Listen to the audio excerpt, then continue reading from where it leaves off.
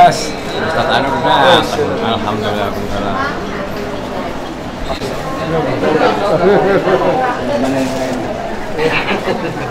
Ini spesialis. Emang enggak, kalau Intel emang di luar. Intel luar, pejabat ada. Alhamdulillahirabbil alamin wa bihi nasta'in ala umuri dunya waddin wassalamu ala anbiya'i wal mursalin sayyidina alhamdulillah segala puji bagi Allah Subhanahu wa taala. Salawat dan salam semoga tetap tercurahkan kepada junjungan kita Nabi Muhammad sallallahu alaihi wasallam. Pertama-tama yang kami hormati Ketua DKM Al Khairiyah Bapak Ustadz Barkah, yang kami hormati Bapak Ustadz Haji Eman Sulaiman selaku Ketua Forkomas, dan yang kami hormati para jajaran pengurus DKM, dan kami hormati para bapak-bapak dan ibu-ibu. Pertama-tama mari kita panjatkan puji syukur kehadirat Allah Subhanahu wa taala yang senantiasa telah melimpahkan rahmat dan hidayah kepada kita sehingga kita dapat berkumpul di Masjid Al Khairiyah dalam acara Forkomas ini. Amin amin ya rabbal alamin. Selanjutnya perkenalkan saya sebagai pemenang, yaitu adalah pembacaan Al-Quran oleh Bapak Ustadz Muhammad Soleh. Yang kedua yaitu ada sambutan dari Ketua DKM Masjid Al Khairiyah Bapak Ustadz Barkah. Yang ketiga ada sambutan dari Ketua Forkomas Bapak Haji Eman Sulaiman SCMM Haji Rahmat MA yang sudah berada. Demikian kita awali acara pada pagi hari ini dengan membaca Ummul Quran Surat Al-Fatihah dengan harapan berjalan dengan baik dan lancar tanpa ada halangan suatu apapun. Rahmat Soleh, waktu dan tempat kami persilakan.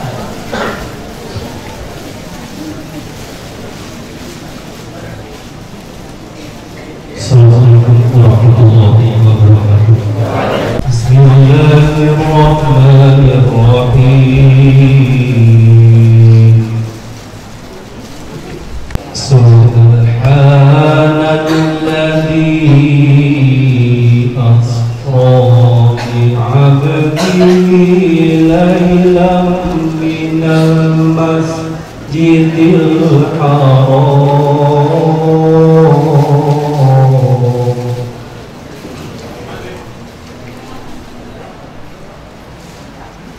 laylan minal masjidil haram ilal masjidil aqsa alladzi barakna hawlahu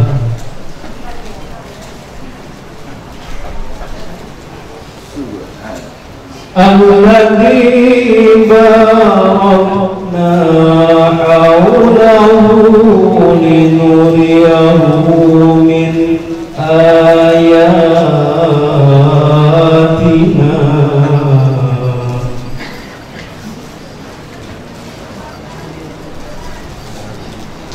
innahu huwas sami'ul basir.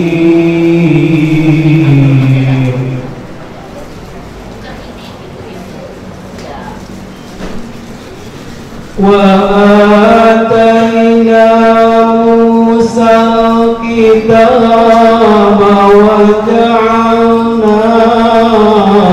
hudan li bani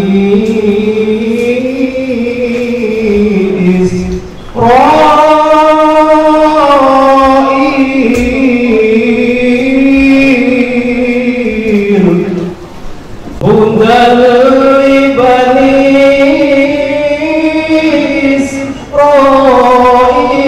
alla tattakhidhu min duni wakila.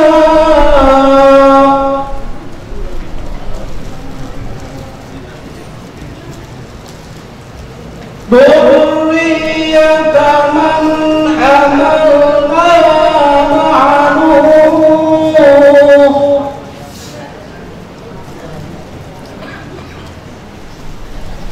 Dzurriyyatan man hamalna ma'a Nuh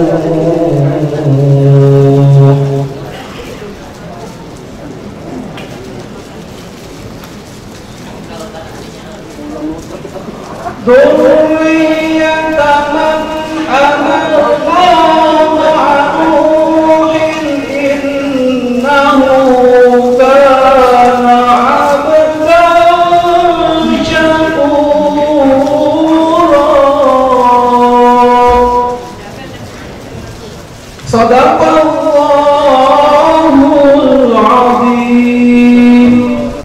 Selanjutnya yaitu ada sambutan dari kedua beliau akhirnya Bapak Ustaz.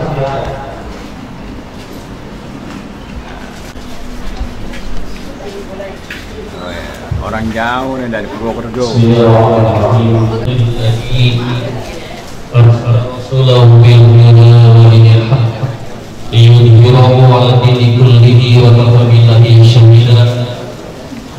Asyhadu an la ilaha illallah wahdahu la syarika lahu wa asyhadu anna Muhammadan 'abduhu wa rasuluhu la nabiyya ba'dahu. Yang saya hormati segenap pengurus Yayasan Al-Khairiyah, rekan-rekan pengurus DKM Al-Khairiyah, kemudian tamu-tamu kami hari ini ada Ketua DKM dan jamaah Masjid Mushola Al-Kasari yang kami hormati Ketua RW 1 sampai dengan RW 10, kemudian FKDM LWK Malakasari, Ketua DMI Kecamatan Ayanda Taufik Hasan, Ketua DMI Malakasari staf khusus juga Kang Haji Yayan Sulaiman, serta hadirin jamaah Kasuli Prokomas yang insyaallah di rahmat Allah Subhanahu wa Ta'ala, dan khusus kepada utama kita Ustaz Dr. Rahiman MA. Maafkanallahu li hayati. Amin. Alhamdulillah, kita sampaikan syukur kita pada Allah Subhanahu wa Ta'ala kesempatan pagi hari yang sejuk ini kita bisa bermuajahah di Masjid Al-Khairiyah, Masjid paling ujung Malakasari, dalam rangka Kasuli Perkomas Makanan.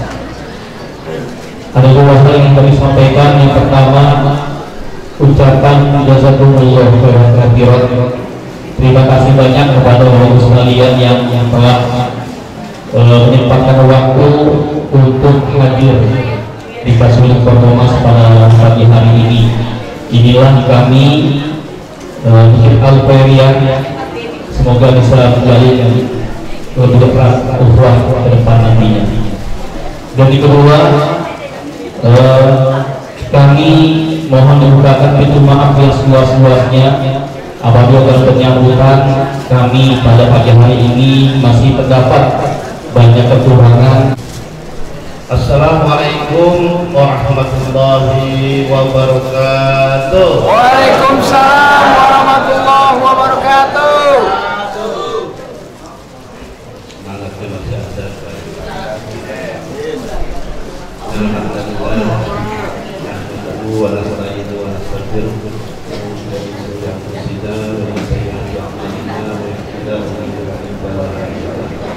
Asyhadu an la ilaha illallah wa asyhadu anna Muhammadan abduhu wa rasuluh. Subhanaka la ilma lana illa ma 'allamtana innaka antal hakim. Rabbi ilman warzuqni ilman. Majelis ini dan juga Bapak yang dirahmati Allah, kita dikumpulkan di majelis ilmu dan zikir ini dalam keadaan sehat walafiat, dalam keadaan iman, ilmu, Islam, dan sholat. Yang tadi dilaksanakan sholat subuh berjamaah di sini, mudah-mudahan diterima Allah Subhanahu wa Ta'ala. Syafaatnya dari Rasulullah Sallallahu Alaihi Wasallam dan juga mendapatkan syafaatnya dan teman yang saleh dan teman-teman saleh. Insyaallah di yaumil akhir kita akan dipertemukan dan akan dipanggil oleh teman-teman kita yang duduk saksi di majelis ini dan juga. Beserta doa yang akan disampaikan oleh Bapak Ustadz Dr. Haji Rahiman MA. Dengan segala hormat pada Bapak Ustadz Dr. Haji Rahiman MA. Waktu dan tempat kami persilakan. Mohon maaf saya di kursi, nggak apa-apa saya. Assalamualaikum warahmatullahi wabarakatuh. Waalaikumsalam warahmatullahi wabarakatuh. Alhamdulillahilladzi an'ama 'alaina bi ni'matil iman wa hadana ila dinil Islam. Ala sayyidina wa maulana Muhammadin wa ala alihi wa ashabihi al-kiram. Amma ba'd. Qala Allah Ta'ala azza wa jalla fi kitabihi al-karim wa huwa asdaqul qa'ilin. A'udzu billahi minasy syaithanir rajim. Qul hadhihi sabili ad'u ila Allah ala basiratin ana wa man ittaba'ani subhanallah wa ma ana minal musyrikin. Al-ayat. Sadaqallahul azim.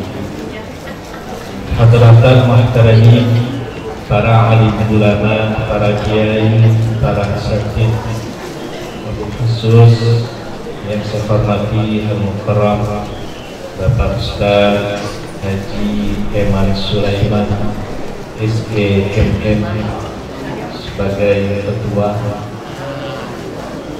Bapak Yordan sebagai sekretaris umum, dan juga saya hormati Ustaz Haji Barkah sebagai ketua DKM Masjid Jami Al-Khairiyah, para ketua RW dari RW 01 sampai 10 yang hadir, para tokoh dan sesepuh masyarakat, bapak-bapak, ibu-ibu, hadirin hadirat jamaah yang mudah-mudahan di waktu pagi ini diberikan sehat walafiat, diberikan panjang umur, sukses dalam meraih rezeki yang halal, dilindungi dari segala macam musibah, dirahmati dan dimuliakan oleh Allah Subhanahu wa ta'ala. Alhamdulillah, di pagi hari ini kita dapat berkumpul untuk mengikuti kajian dan sekaligus menyambung tali silaturahim, terutama pribadi saya diundang oleh Ketua DKM dan Bapak Haji Eman. Sekaligus saat itu langsung ditodong untuk membahas judul yang telah diberikan. Judulnya, temanya adalah menapaki jejak Rasulullah Sallallahu Alaihi Wasallam di peristiwa Isra wal Mi'raj dalam menyambut masuknya bulan suci Ramadan. Dari tema ini ditemukan dua variabel, dua momen terpenting. Yang pertama adalah peringatan Isra wal Mi'raj, yang kedua adalah Tathid Ramadan. Kedua momen ini digabungkan menjadi satu dalam tema yang tadi saya sebutkan. Teringat dengan qori kita tadi membacakan surat Al-Isra ayat 1.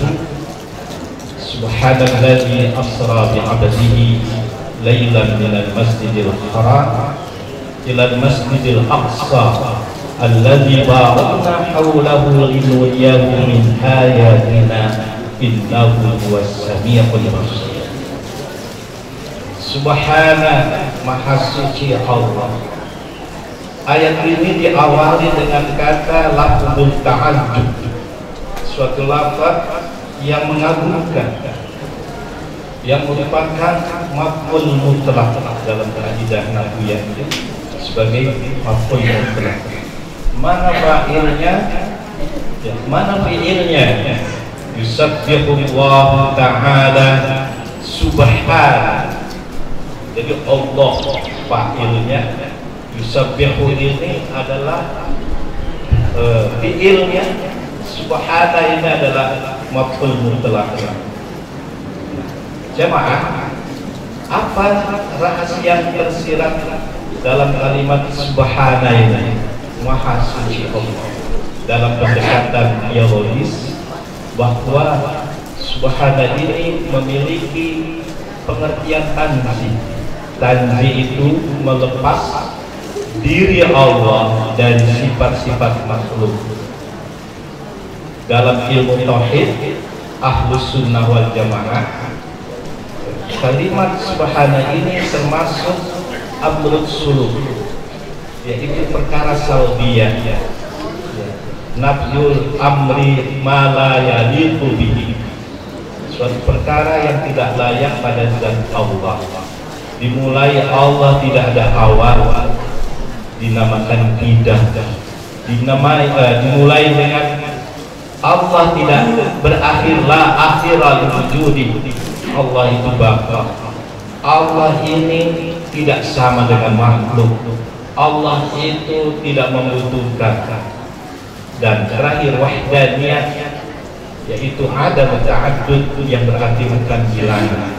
Jadi 5 komposisi pemahaman lafaz subhana ini 5. Tiada awal, tiada akhir, tidak mutu, tidak sama, bukan bilangan. Dan itu layak, wajib bagi zat Allah. Kenapa harus dijelaskan kata subhana?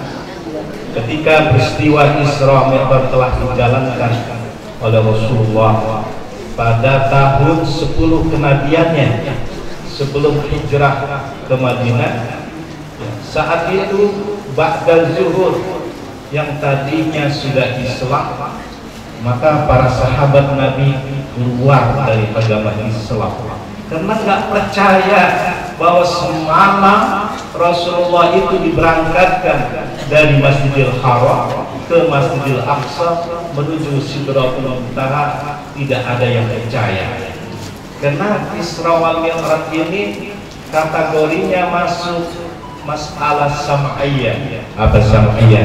Sam'iyah itu hanya bisa dilihat, didengar, dipercayai melalui Al-Quran dan Sunnah.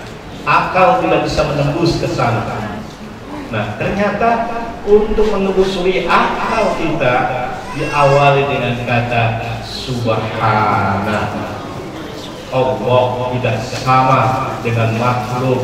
Allah itu tidak bertempat. Allah itu bukan kiri, bukan arah. Allah itu kalau berbuat sendiri tidak berbantuan. Maka terbukti allazi asra bi abdihi, yang telah memperjalankan hambanya. Ini fi'il asra ini tetap fi'ilnya fi'il muta'addi, tapi maknanya adalah majhul, bukan maklum. Maaf, ini ngaji sedikit ya, nggak apa-apa kan? Ya, jadi ini maknanya adalah majhul, diperjalankan. Kalau ibu lihat ya terjemah Departemen Agama itu diperjalankan. Berarti yang namanya diperjalankan, yang menjalankan dan yang menjalankan ini tidak satu waktu dan tidak satu tempat, berbeda. Tidak sama misalkan Pak Haji Sulaiman membawa mobil, ibu-ibu ada di belakangnya, itu satu tempat, satu jalan, dan sudah satu arah. Manusia, tapi Allah tidak demikian. Menjalankan Nabi Muhammad SAW tidak sama Allahnya pada tempat itu, pada waktu itu tidak sama. Karena Allah tidak kenal tempat, Allah itu tidak kenal waktu. Dia lepas dari waktu, dia lepas dari tempat. Ini asra dia adlihi kepada hambanya. Ibnu Katsir yang menafsirkan yang nama hamba di sini adalah ikhtilat bainar ruh wal jasad, yaitu komposisi ruh itu roh dan jasad, roh dan tubuh. Di dalam diri kita ini tubuh dan roh. Berarti peristiwa Isra wal Mi'raj pada waktu semalam dikerjakan oleh Allah kepada Nabi Muhammad SAW adalah benar terjadi, bukan mimpi. Liberalisme, kaum liberal ini menuduh Muhammad itu mimpi. Kalau hasil mimpi, wahyu hasil mimpi, berarti sholat 5 waktu yang dikerjakan oleh kita adalah hasil daripada mimpi. Yang namanya mimpi tidak bisa dijadikan kebenaran. Yang namanya mimpi tidak bisa dijadikan kebenaran, tidak bisa dijadikan tahqiq. Nah, jadi salah besar manakala ada yang mengatakan walaupun dia umat Islam bahwa Nabi Muhammad itu ruhnya saja yang dimi'rajkan dari Aqsa ke Masjidil ke Sidratul Muntaha, itu adalah salah besar. Ya abdihi lailan minal Masjidil Haram, pada waktu malam, yang kena waktu malamnya itu adalah Nabi Muhammad, bukannya Allah Subhanahu wa ta'ala. Kenapa? Karena di awal kata subhana. Yang namanya subhana itu adalah bukan tempat, bukan waktu, bukan kapasitas, bukan bilangan. Itu subhana. Berarti bisa saja Allah Ta'ala dengan kuasanya, Allah Ta'ala dengan kehendaknya, Allah Ta'ala dengan ilmunya, Allah Ta'ala dengan pendengaran, penglihatannya menjalankan Nabi Muhammad dalam waktu semalam. Berapa jarak yang ditempuh dari Masjidil Haram ke Masjidil Aqsa? Kalau naik unta itu bisa 2 bulan, tapi dengan semalaman ini bisa dikerjakan sampai ke langit. Orang-orang yang sudah mukmin pada saat itu kembali menjadi kafir lagi karena nggak nyampe akalnya pada saat itu. Inilah dalam peristiwa Isra wal Mi'raj itu ada dimensi tauhid, ada dimensi akidah. Nah, secara tidak langsung ketika kita ini memperingati Isra wal Mi'raj adalah penyegerahan untuk menguatkan kembali akidah dan akhlak. Ya, apa? Laila minal Masjidil Haram ila Masjidil Aqsa alladzi barakna haulahu linuriyahu. Di sini ada kata linuriyahu, agar kami perlihatkan tanda-tanda kebesaran kami. Berarti pada saat itu ketika Rasulullah dijalankan oleh Allah dari Masjidil Haram ke Masjidil Aqsa menembus ke Sidratul Muntaha, ini merupakan ayat-ayat Allah. Diperlihatkan. Apa yang diperlihatkan? Pada saat itu Rasulullah diperlihatkan oleh Allah didampingi oleh malaikat Jibril. Yang pertama, Rasulullah melihat orang yang sedang menuai padi. Ketika menuai padi di alam itu, ini setelah selesai muncul lagi padi, tunggu lagi padi, dituai lagi muncul lagi, dituai lagi muncul lagi. Maka Nabi Muhammad SAW bertanya kepada Jibril, ya Jibril, apa yang dilakukan orang ini? Ya Muhammad, ini adalah ibarat orang di dunia yang sedang melakukan sedekah, yang sering rajin berinfak, yang sering membantu orang kesulitan, yang sering berjariah, maka hartanya tidak akan putus-putus. Hartanya ini selalu bertambah. Maka tidak ada istilah orang yang bersedekah itu adalah bangkrut. Tidak ada. Nah, Bapak Ibu yang saya hormati, bersedekah, menginfakkan harta ini ada 3 tahapan. Ya, misalkan Ustaz Barga punya uang 200.000 rupiah, disedekahkan 50.000 rupiah. Ustaz Barga mengambil 150 rupiah. Nah, yang tahapan yang kedua, Ustaz Barga punya uang 200, disedekahkan 150.000 rupiah, yang untuk Ustadz Barkahnya Rp50.000. Kira-kira Ustadz Barkah yang mana ini? Bu, ibu yang mana? Masya Allah, ini tahapan bersedekah di sini. Terakhir katanya Imam Ghazali mengatakan, punya uang Rp200.000 disedekahkan semua. Terus Ustadz Barkah tidak mengambil apa-apa dari sana. Inilah tingkatan para waliullah yang ketiga ini. Ketika Ali bin Abi Thalib, ketika Sayyidina Ali karamallahu wajhah sedang kesulitan dan istrinya sedang sakit, yaitu Sayyidah Siti Fatimah. Maka istrinya bicara, "Mas, tolong aku belikan obat." Obatnya apa? Obatnya adalah buah delima. Maka pada saat itu Ali sebagai suami yang cinta kepada istrinya nggak pernah bilang mengeluh, "Saya lagi nggak punya duit." Emangnya kita suami-suami kita kayak gini? Istri lagi sakit, minta beliin obat, kagak juga beliin obat. Ya Allah. Kalau Ali pada saat itu langsung dia berangkat ke pasar, dia beli buah delima, hanya dapat 1 buah delima, pulang untuk diberikan kepada Sayyidah Fatimah. Di tengah jalan pada saat itu ada seorang pengemis yang juga sedang sakit. "Ali, adakah kamu obat?" "Obatnya apa Bapak? Bapak sampai sakit di tengah jalan begini." "Obatnya adalah buah delima." Buah delima cuma satu-satunya di kita ini. Kalau kita kan mikir-mikir dulu, ini demi apa? Namanya isar. Isar itu adalah memprioritaskan kepentingan orang lain, diberikan.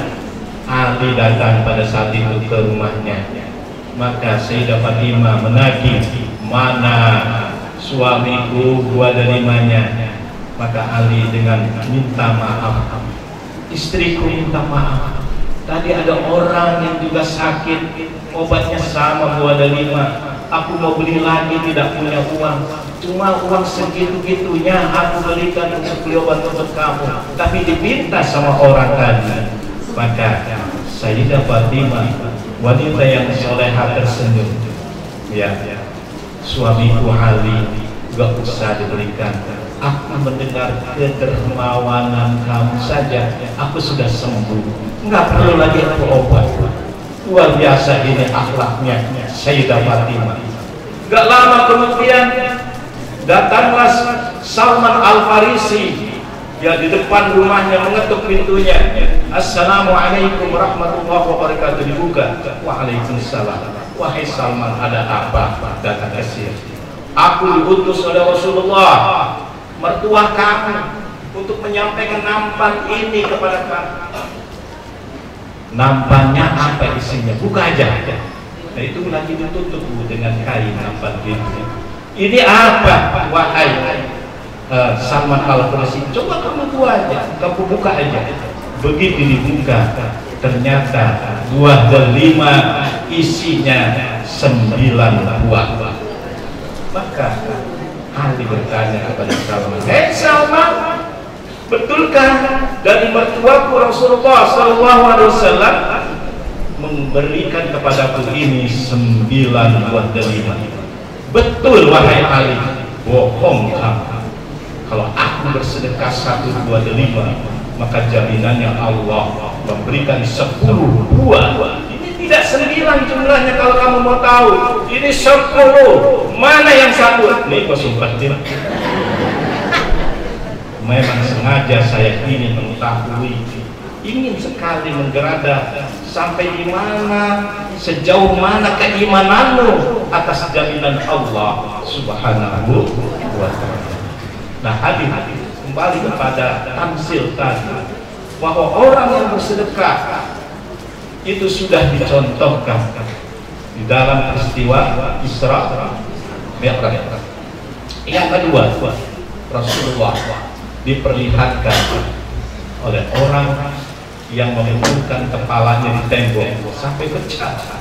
Maka Rasulullah bertanya kepada malaikat Jibril, "Ya Jibril, kenapa orang ini melakukan seperti ini?" Ini tamsil, wahai Rasulullah. Tamsil apa? Inilah orang yang sering meninggalkan sholat 5 waktu.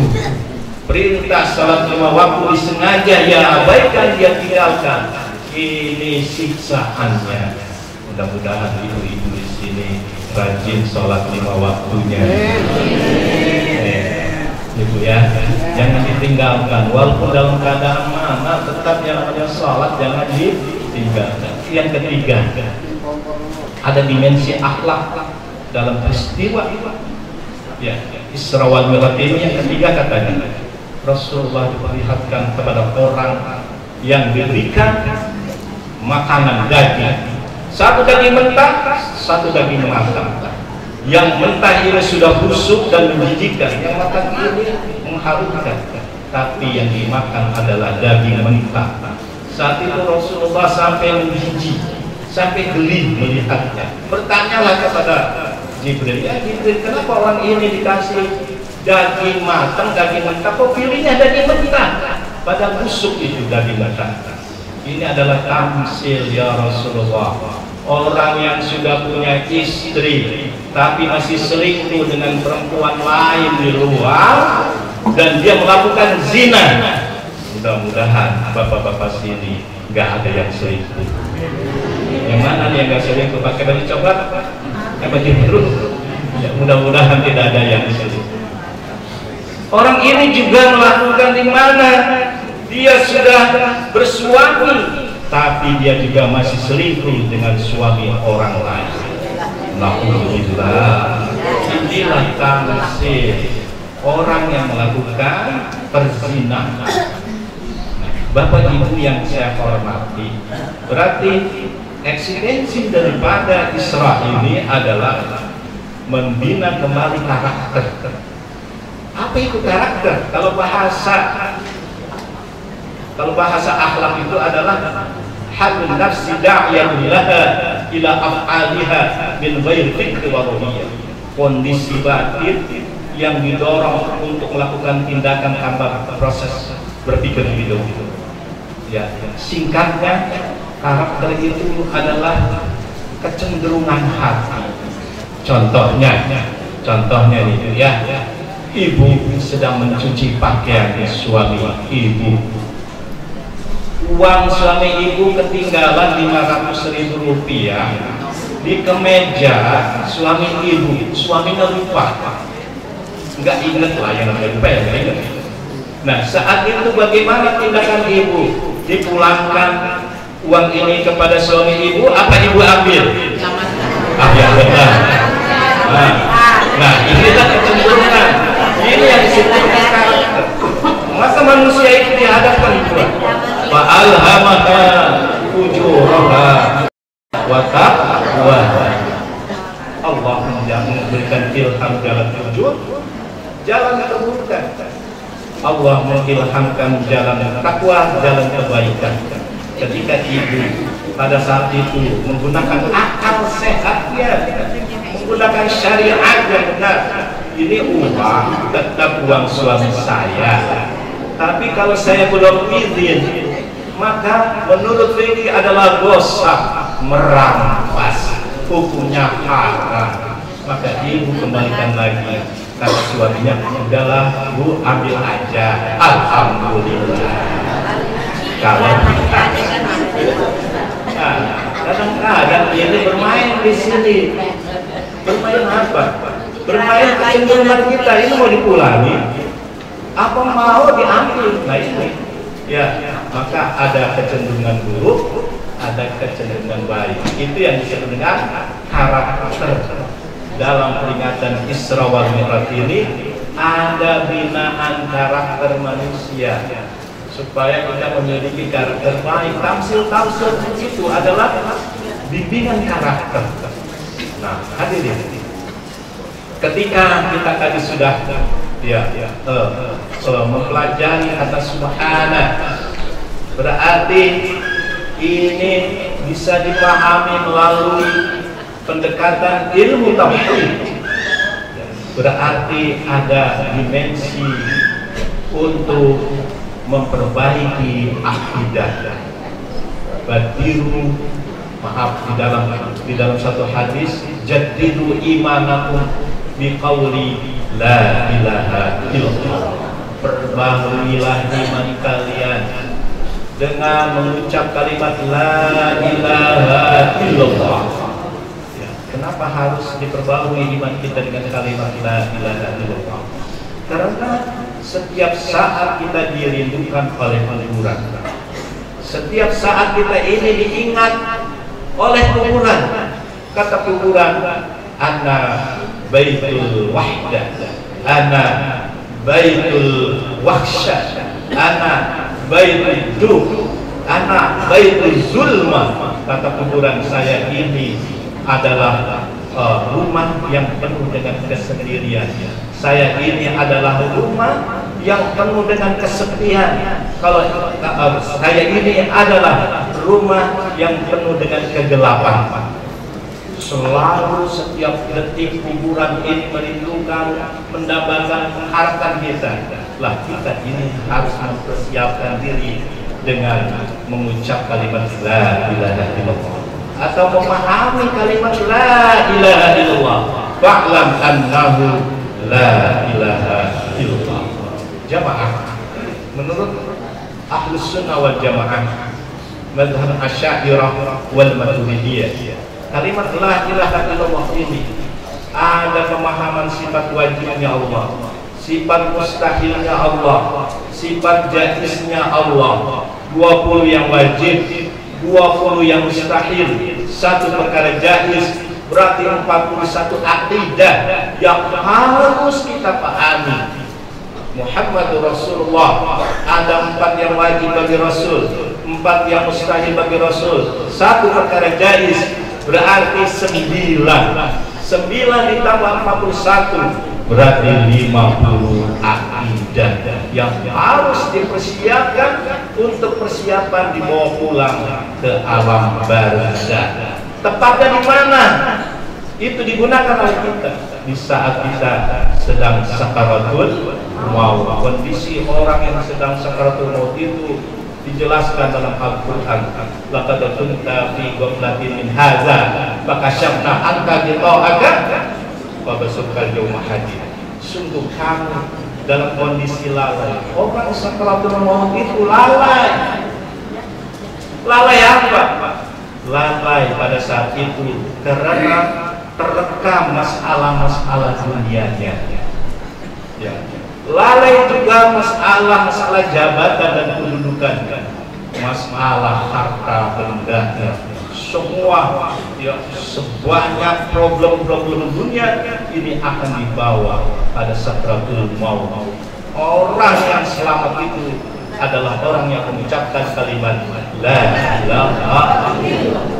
Masalahnya kalau kita sudah parah sakitnya, ada di ruang ICU, siapa yang menuntun kita talqin?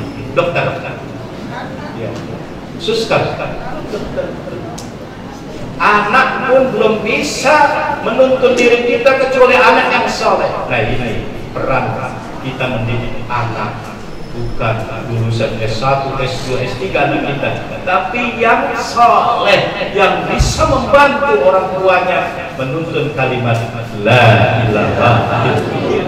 Di sanalah yauma la yanfa'u malun wala banun illa man atallaha biqalbin salim. Harta, anak-anak, kedudukan, jabatan tidak bisa memberikan manfaat menolong di saat orang sakaratul maut, kecuali pada saat itu orang menghadap Allah dengan qalbun salim, dengan hati yang merdeka, hati yang tenang, hati yang damai, hati yang berdamai, tentram. Ini bagaimana? Yang bisa mengucapkan kalimat la ilaha illallah. Kita nggak tahu malaikat Azrail mengikuti kita, sehingga dalam kitab Minhajul Abidin karya Imam Ghazali pada bab ilmu, Imam Ghazali mengisahkan ada seorang yang sedang bangun rumah, rumah sedang berjalan proses bangunannya, ada barang-barang material, ada tungkang, ada teneng. Saat itu dia sudah berkhayal, Tuhan, kalau saya punya rumah mewah, besar, indah, ya alangkah bahagianya aku dengan anak-anak istriku. Dia sudah menghayal begitu, dia sudah tergambar mewahnya. Dia lupa pada saat itu Azrail bisa saja menjemput dirinya dalam kondisi seperti itu. Begitu Allah berkenan, ya, memisahkan ruh dari jasadnya orang tersebut yang sedang bangun rumah, alias dia meninggal. Jenazahnya sudah diurus secara Islam. Dia dimulai ditinggal di kuburan sama anak istrinya, sama tetangganya, sama teman-temannya. Sudah pada pulang. Giliran Munkar Nakir hadir di alam barzah. Mulailah bertanya, Man Rabbuka? Siapa Tuhan? Maka jawabannya adalah, rumah saya belum kelar. Masya Allah. Dan ini apa kecenderungan tadi? Ketika orang mau meninggal itu kecenderungannya banyak sekali. Apalagi kita yang sedang bangun kontrakan untuk masa depan anak-anak, meninggal. Ya, begitu manrobuka, siapa Tuhan? Kontrakan saya belum kelar. Masya Allah. Ya, dan ini hak Imam Ghazali mengatakan seperti itu ketika beliau menginterpretasikan ayat laqad kunta fi ghaflatin min hadzal, sungguh engkau dalam sakatul maut itu dalam kondisi lalai. Lalai di hati inilah yang menggoreskan bayangan-bayangan dunia. Ibnu Athaillah mengatakan, kaifa yashuqu qalbun suwal aqwan muntabi'atu bi mir'atihi.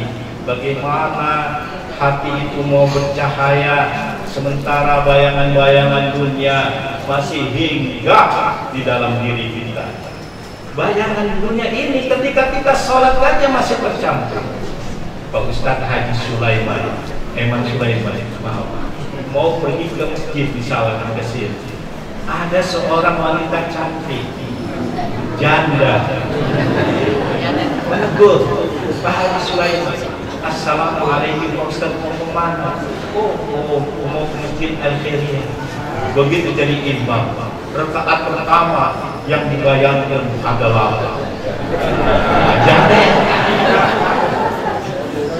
Betul itu. Ibnu Athaillah mengatakan kaifa yashuqu qalbun suwal aqwan mutabi'atu bi mar'atihi. Bagaimana bayangan dunia ini, bayangan hati mungkin bercahaya sementara bayangan dunia masih hinggap di dalam hati. Dari bayangan dunia ini muncul nafsu, dari nafsu muncul lalai, dari lalai muncul qasyatul qulub, hatinya menjadi keras. Banyak orang yang memiliki karakter yang tidak baik diawali dengan hubud dunia, cinta dunia. Maka Nabi mengatakan hubud dunia ra'su kulli khati'ah. Ya, cinta dunia itu adalah pangkal dari segala kesalahan. Mulanya bayangan dunia. Ya, Sayyidina Ali radhiyallahu anhu ketika melihat dialog Nabi, ada seorang sahabat yang mengatakan, ya Rasulullah, ingin sekali saya sholat khusyuk. Rasulullah mengatakan, susah sahabat, sholat khusyuk itu susah. Tiba-tiba hati muncul, ya Rasul, saya bisa melakukan sholat khusyuk. Hei Ali, coba kamu lakukan. Kalau kamu bisa melakukan sholat khusyuk, saya kebetulan nih baru beli sorban dari Turki. Sorbannya ini bagus sekali. Saya hadiahkan untuk kamu kalau kamu bisa sholat khusyuk. Yang benar ya Rasul. Iya, dilakukan. Setelah sholat rakaat, 2 rakaat sholat sunnah, Rasul bertanya, hai Ali, dapatkah kamu melakukan sholat khusyuk tadi? Begini ya Rasul, rakaat pertama saya enggak. Saya mengalami suluk nihaya, berjumpa dengan Allah. Begitu rakaat kedua ketika tasyahud akhir, saya ingat dengan sorban yang mau kamu kasih saya. Luar biasa. Makanya Di dalam surat Al-Mu'minun itu makanya qad aflahal mu'minuna alladzina hum fi sholatihim. Makanya qad ini tauhid, sungguh berhasil, sukses orang beriman di mana ketika dia melakukan sholatnya itu dalam keadaan khusyuk. Ya Allah, sulit. Ya, kemarin saya sholat duha, kesenangan saya itu ya nasi goreng. Ya, istri saya lagi tua. Saya lagi sholat duha udah dapat tempat terkam. Tiba-tiba saat itu istri saya mengetok pintu kamar. Mas, itu nasi gorengnya udah jadi. Saya kebut sholat. Ya seperti ini. Bayangan dunia ini luar biasa sekali. Maka yang dibawa pulang ke alam barzah ini tergantung kondisi iman dia. Kalau dia bisa pada saat itu menetralisir dengan kalimat la ilaha illallah, maka orang ini berhasil.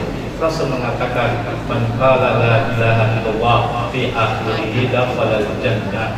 Siapa yang bisa mengucapkan kalimat la ilaha illallah, dia masuk surga. Hadirin jamaah. Yang kedua, momen kedua. Bentar lagi. Ya. Di momen kedua ini kita akan menyambut bulan suci Ramadan. Nah, Rasul kalau mendekati bulan suci Ramadan, dia selalu berpidato, ya ayuhan nas, qad adullukum syahrun azim, syahrun mubarakun. Hai manusia, ya, sungguh telah hadir di hadapan Anda bulan yang penuh rahmat, bulan yang penuh keberkahan. Itu Rasulullah selalu memuji seperti itu. Kenapa bulan Ramadan ini selalu disambut dengan umat dengan penuh antusias dan bahagia? Karena puasa itu memiliki hikmah. Puasa ini memiliki manfaat yang luar biasa. Dalam kitab Hikmatul Tasyri' wal Falsafat karangan Syekh Ahmad Ali Al-Jahzawi, itu saya baca bahwa puasa katanya inna fi shaumi taqwiyatan iradah wa taghliban hukmil aqli ala syahwah fa idza qadal insan dzalika ikhtiyaran taman kana zalika min quwwatil azimah.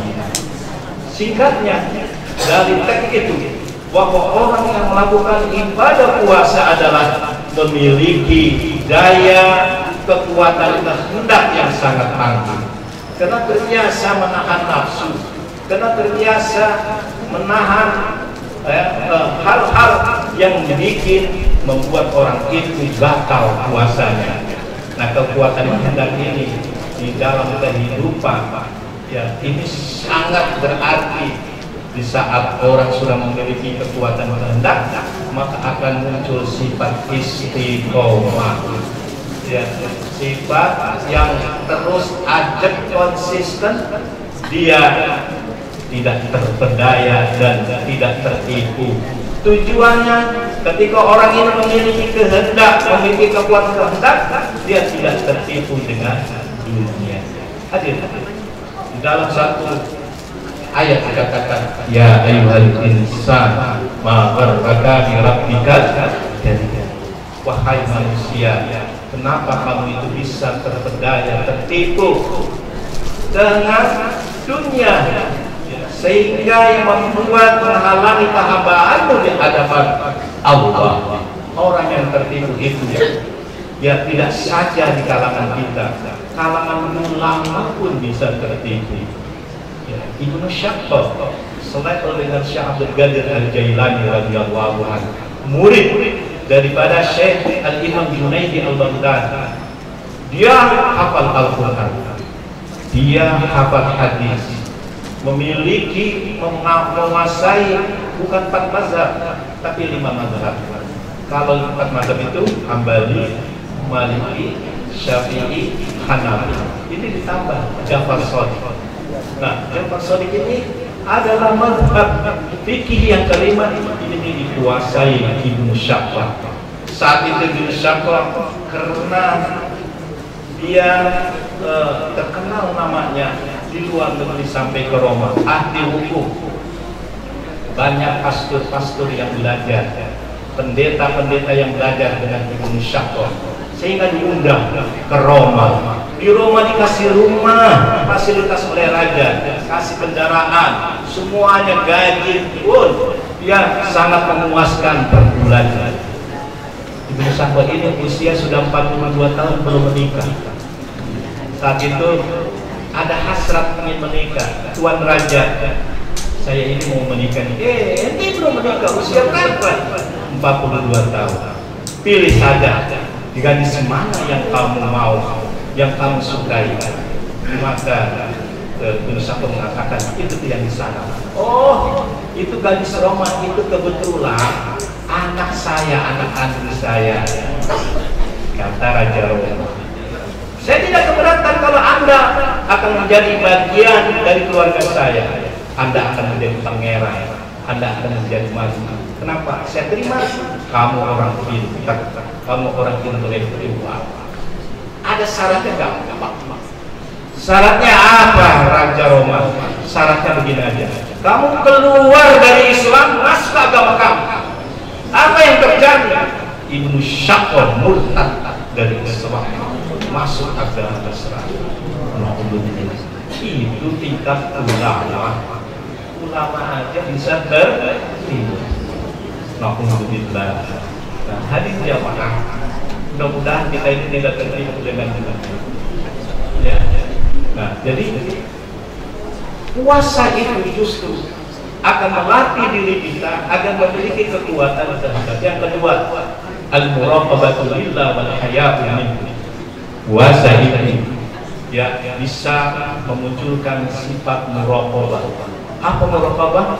Merasa diawasi oleh Allah Subhanahu wa ta'ala. Orang yang berpuasa itu karena dia jujur, ada makanan yang enak, padahal dia bisa buka di luar, walaupun dia pura-pura berpuasa oleh keluarganya, tapi dia tetap tidak mau berpura-pura.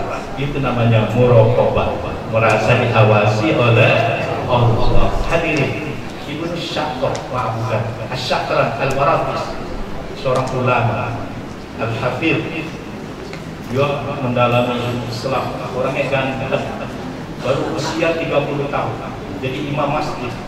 Setelah dia memberikan tausiah, ada beberapa gadis yang tertarik kegantengannya Imam Syakran. Ada di antara mereka yang punya niat ingin menjatuhkan Syakran. Pura-pura dia tidak bisa baca surat.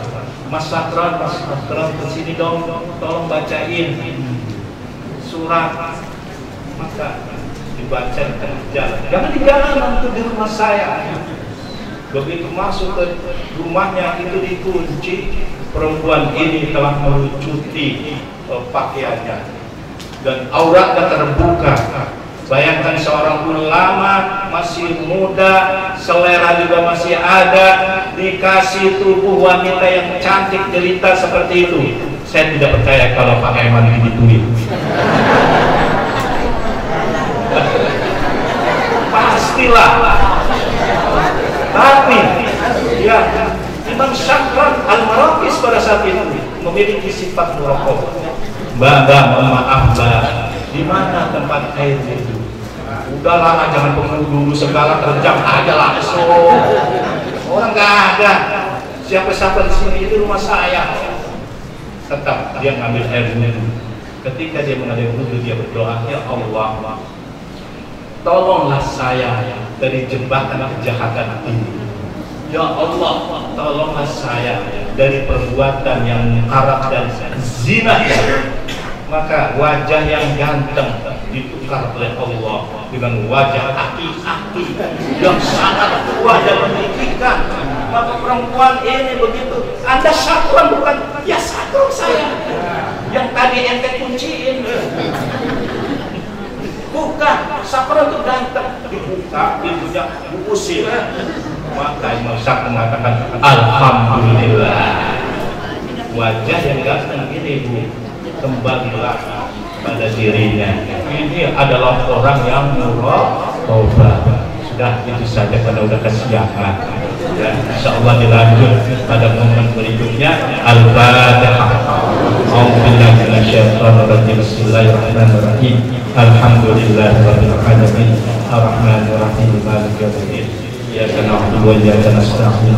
Ihdinas siratal mustaqim. Siratal ladzina an'amta 'alaihim ghairil maghdubi 'alaihim waladdallin. Ya Hayy ya Qayyum ya Dzal Jalali wal Ikram. Allahumma shalli wa sallim wa barik ala sayyidina Muhammad wa sallim tabaraka wa ta'ala ala sahabat Rasulillah ajma'in.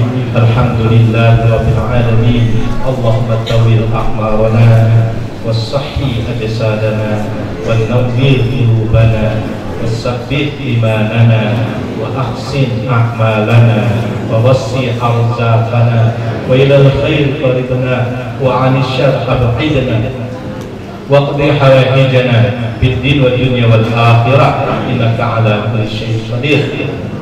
Allahumma barik lana fi sya'bana wa ballighna ramadan bi rahmatika ya arhamar rahimin.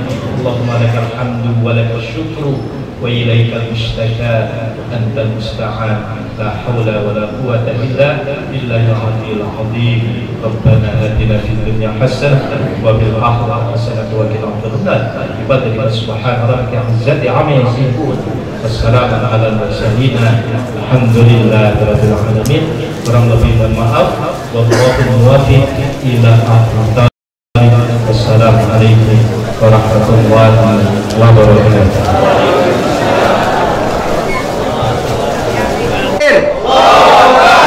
Forkomas takbir.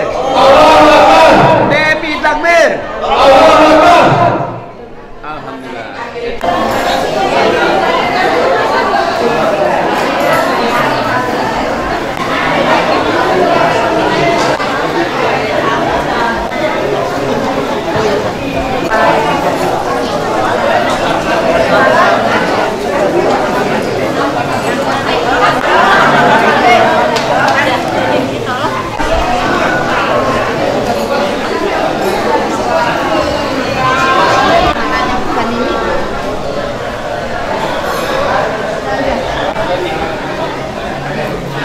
Ada sendoknya, ini sendok, ini gak ada yang mana?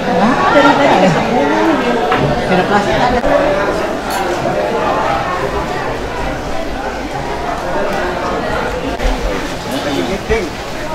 Isian,